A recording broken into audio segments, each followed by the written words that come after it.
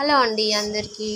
చాలామంది యూట్యూబ్లో నెయ్యితోని క్రీమ్ చేస్తున్నారు కదా, పాతకాలంలో చేస్తున్నారు అనేసి అదేదో మేము కూడా ట్రై చేస్తున్నాను. ఇదండి 1 స్పూన్ నెయ్యి తీసుకున్నాను. వేసాను. ఇదండి ఇప్పుడు ఒక స్పూన్ నెయ్యి వేసాను కదా, ఇప్పుడు వాటర్ వేద్దాం. వాటర్ ఏమో సేమ్ స్పూన్. ఇదండి కొన్ని వాటర్ వేసుకొని ఇప్పుడు ఆ గ్లాస్తోని మొత్తం మెల్ట్ చేయాలి. ఇలా చేసుకోవాలండి. మొత్తము దాన్ని స్ప్రెడ్ చేసుకుంటూ తిప్పుతూనే ఉండాలి. ఒక క్రీమ్ లా ఫామ్ అయ్యేదాకా చాలా టైం పట్టింది. ఇలా తిప్పుతూనే ఉండాలి. వైట్ మామూలు వెన్నలా వచ్చేదాకా తిప్పుతూనే ఉండాలి. సో ఇదండి ఇలా అయిపోయింది మొత్తం క్రీమ్ లాగా. ఇదండి ఇది మనకి పాతకాలంలో మాయిశ్చరైజర్ లాగా వాడేవాళ్ళంట. ఎలా ఉంటుందో చూద్దాం. ఇదండి చూసారా ఎంత బాగుంది.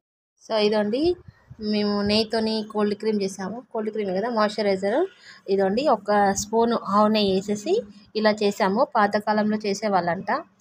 మేము కూడా ట్రై చేసాము. చాలామంది చేస్తున్నారు, మేము కూడా ట్రై చేసాము. బాగా వచ్చింది. ఇప్పుడు ఇక నేను పెట్టుకొని చూస్తాను. బాగుంది. సోనా ఏళ్ళు కూడా ఉన్నాయి సోనా. ఇదండి ఎలా షైన్ అవుతుంది చూసారా, బాగుంది. కోల్డ్ క్రీమ్ లాగా నెయ్యి వాసన కూడా వస్తుంది. కానీ మంచిగా ఉంది మాయిశ్చరైజర్. అంటే చాలా టైం ఉంటుంది. మామూలుగా మనం కోల్డ్ క్రీమ్ తెచ్చుకుంటే 12 hours అలా ఉంటుంది కదా. ఇది బాగుంది, నాకైతే నచ్చింది. ఇదిగోండి బాగుంది కదా, ఎలా షైన్ అవుతుంది చూసారా. చేయి మాత్రం బాగా షైన్ అవుతుంది. ఇదండి బాగుంది. ఇదైతే వర్క్ అవుతుంది. బాగుంది. Thank you.